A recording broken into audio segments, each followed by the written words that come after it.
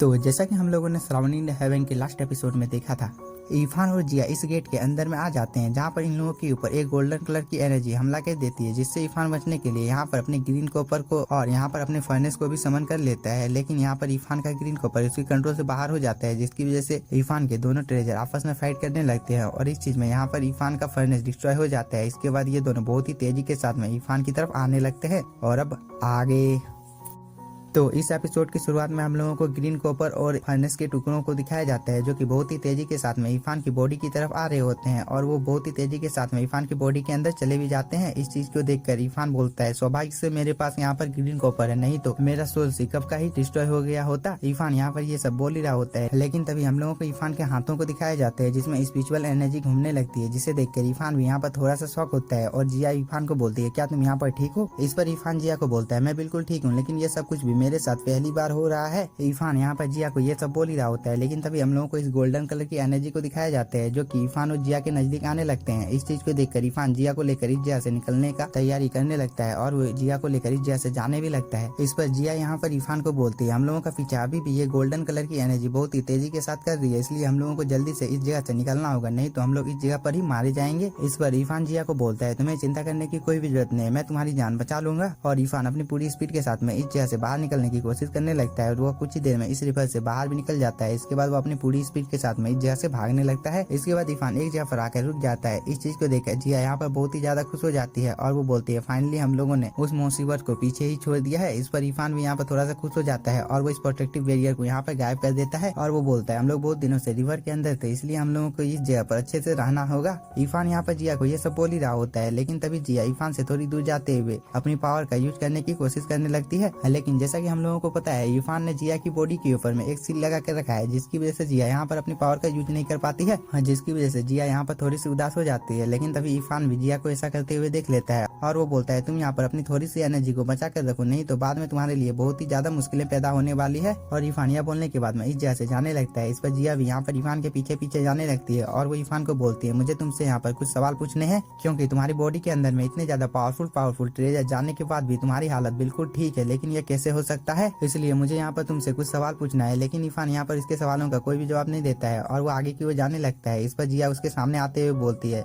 Green copper बहुत ही ज्यादा भारी है, फिर भी तुम उसे इतनी आसानी के साथ में अपनी बॉडी के अंदर में लेकर कैसे घूम सकते हो? मुझे इस बात के बारे में तुम जरूर यहाँ पर बताओ। इस पर इरफान यहाँ पर जिया के सवालों का कोई भी जवाब नहीं देता है। इस चीज को देखकर जिया यहाँ पर इरफान की जांच करने लगती है, जिसे देखकर यहाँ पर इरफान भी थोड़ा सा शौक होता है। लेकिन यहाँ पर जिया रुकने का नाम ही नहीं ले रही होती है और वो बहुत अजीब अजीब तरीके से इरफान को जांच रही होती है। इस पर इरफान बोलता है, तुम ये क्या कर रही हो? इस पर जिया यहाँ पर थोड़ी सी शर्माने लगती है। इस चीज को देखकर इरफान यहाँ पर जिया के क्लोज जाने लगता है। इस पर जिया थोड़ी सी पीछे जाने लगती है और वो बोलती है, तुम यहाँ पर करना क्या चाहते हो? इस पर इरफान यहाँ पर जिया के और भी ज्यादा क्लोज जाते हुए बोलता है, तुमने जरूर यहाँ पे मेरे साथ कुछ किया है, इसलिए तुम्हारे लिए अच्छा यही होगा कि तुम मुझे बता दो। इस पर जिया यहाँ पर इरफान को कुछ भी नहीं बोलती है और वो पीछे की ओर जाने लगती है और वो इस रिवर में यहाँ पर गिरने ही वाली होती है। लेकिन तभी इरफान उसे बचा लेता है और उसे लेकर थोड़ी दूर आ जाता है और इरफान ने यहाँ पर जिया को अपने हाथों में उठाकर रखा होता है। इस पर जिया इरफान को बोलती है, हम दोनों बहुत लंबे टाइम से एक दूसरे के साथ हैं, इसलिए मुझे लगता है कि हम लोग लाइफ एंड डेथ तक एक दूसरे के साथ रहेंगे और एक दूसरे की परेशानी को हल भी किया करेंगे। इसलिए इरफान, क्या तुम यहाँ पर मेरे ऊपर जो सील लगा हुआ है, क्या तुम उसे हटा सकते हो? इस पर इरफान यहाँ पर उसे कुछ भी नहीं बोलता है और उसे यहाँ पर दूर फेंक देता है। लेकिन जिया ने यहाँ पर टाइम रहते ही अपने आप को संभाल लिया होता है। इसके बाद इरफान जिया के क्लोज जाते हुए बोलता है, तुम पहले से ही बहुत ही ज्यादा खूबसूरत हो। इस पर जिया यहाँ पर ब्लश करने लगती है। लेकिन तभी इरफान यहाँ पर जिया का मजाक उड़ाते हुए बोलता है, तुम पहले से ही बहुत ही ज्यादा सुंदर हो, इसलिए तुम्हें और ज्यादा सुंदर दिखने की जरूरत नहीं है। और रही बात हम दोनों के दोस्त होने की, तो इसके लिए सबसे पहले हम लोगों को एक दूसरे के साथ सभी सीक्रेट को शेयर करना होगा। और वह बोलने के बाद में यहाँ पर एक पेपर और पेन को अपेयर कर लेता है और उसे यहाँ पर जिया को दे देता है। इस चीज को देखकर जिया बोलती है, इरफान मैंने तुमको एक बार बोला ना कि मुझे बॉयड सूत्रा के बारे में फिर भी पता नहीं है, फिर तुम यहाँ पर मुझे बॉयड सूत्रा के बारे में क्यों लिखने के लिए बोल रहे हो? इस पर इरफान जिया को बोलता है, अगर तुमने यहाँ पर बॉयड सूत्रा के बारे में मुझे बता दिया तो मैं तुम्हें भी यहाँ पर सब कुछ अपने ग्रीन कॉपर के बारे में बता दूंगा। इस पर जिया यहाँ पर मना कर देती है और वो आगे की ओर जाने लगती है। लेकिन तभी इरफान उसे रोकते हुए बोलता है, अगर तुमने यहाँ पर मैंने जैसा जैसा बोला है वैसा वैसा नहीं किया तो ज्यादा देर तक तुम्हारी पावर सील होने की वजह से तुम्हारी मौत भी हो सकती है, इसलिए तुम्हारे लिए अच्छा ही हुआ कि तुम यहाँ पर मेरी बातों को मान लो और बॉयड सूत्रा के बारे में तुम यहाँ पर मुझे बता दो। इस पर जिया यहाँ पर इरफान को बोलती है, मैंने एक बार बोला ना कि मुझे बॉयड सूत्रा के बारे में कुछ भी पता नहीं है, फिर भी तुम यहाँ पर मुझे फोर्स क्यों कर रहे हो? इस पर इरफान बोलता है, तुम यहाँ पर नाटक करना बंद करो, नहीं तो मैं तुम्हारे साथ कुछ भी कर सकता हूँ। और वो ये बोलकर जिया के क्लोज जाने लगता है। इस चीज को देखकर जिया यहाँ पर बहुत ही ज्यादा घबरा जाती है और वो इरफान को यहाँ पर बोलने लगती है, क्या तुम यहाँ पर भूल गए कि मैं किस फैमिली से बिलोंग करती हूँ, और अगर तुमने यहाँ पर मेरे साथ कुछ भी उल्टा पुल्टा करने की कोशिश की तो मेरे फैमिली के लोग आकर तुम्हें मार डालेंगे। जिया यहाँ पर इरफान को ये सब बोल ही रही होती है, लेकिन तभी इरफान की बॉडी में यहाँ पर कुछ गड़बड़ होने लगती है, जिसकी वजह से इरफान को यहाँ पर बहुत ही ज्यादा पेन होने लगता है और वो इस पत्थर के ऊपर बैठ जाता है। इस पर जिया भी यहाँ पर थोड़ी सी शॉक होती है और वो इरफान को बोलती है, शायद तुमने जो गोल्डन कलर की एनर्जी अपनी बॉडी के अंदर में इकट्ठा किया था उसे तुमने शायद अच्छी तरीके से रिफाइन नहीं किया है, इसीलिए तुम्हारे साथ यहाँ पर ऐसा हो रहा है। इस पर इरफान यहाँ पर जिया को कुछ भी नहीं बोलता है और वो यहाँ पर जिया के सील को एक्टिवेट कर देता है। इस पर जिया बोलती है, तुम ये क्या कर रहे हो, लेकिन तभी इरफान यहाँ पर अपने कल्टीवेशन को करने लगता है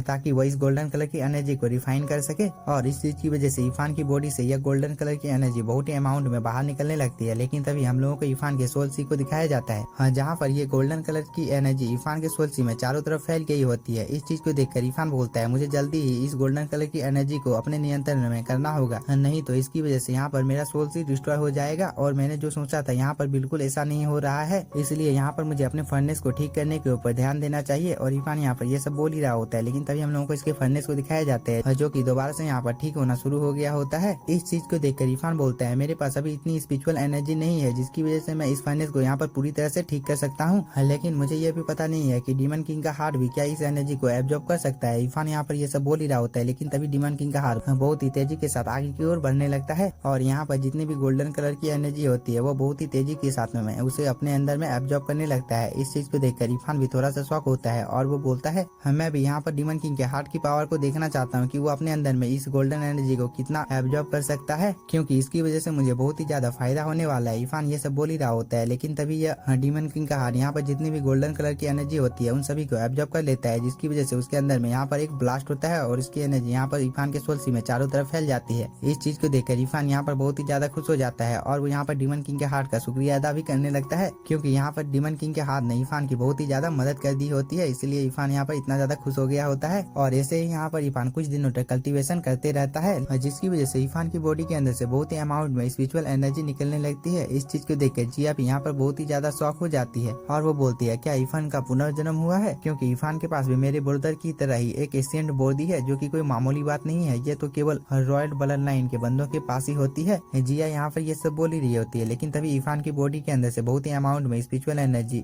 जो कि जिया के इर्द गिर्द में फैल जाती है। इस चीज को देखकर जिया बोलती है, एशियन बॉडी के अंदर से जो एनर्जी निकलती है वो भी बहुत ही ज्यादा पावरफुल होती है, इसलिए मैंने यहाँ पर अगर इस एनर्जी को एब्जॉर्ब कर लिया तो इसकी वजह से मेरी भी पावर बहुत ही ज्यादा बढ़ जाएगी। और वो ये बोलकर यहाँ पर बहुत ही ज्यादा खुश हो जाती है, क्योंकि यहाँ पर जिया को लग रहा होता है कि अब वो यहाँ पर बहुत ही आसानी के साथ में इरफान के सील को तोड़ पाएगी। जिया यहाँ पर अपने मन में ये सब सोच ही रही होती है, लेकिन तभी इरफान की बॉडी से और भी अमाउंट में यह गोल्डन कलर की स्पिरिचुअल एनर्जी निकलने लगती है और इसके इर्द गिर्द में एक गोला भी बन गया होता है जो कि जिया के एकदम पास जाकर गिरता है। इसी के साथ हम लोगों का ये एपिसोड हो जाता है खत्म। अगर आप लोगों को वीडियो पसंद आया होगा तो चैनल को सब्सक्राइब कीजिए और वीडियो को लाइक, और अगर आप लोगों ने अच्छा सपोर्ट दिखाया तो मैं इसकी नेक्स्ट पार्ट को भी बहुत ही जल्द अपलोड कर दूंगा, तो please support me. Thank you for watching.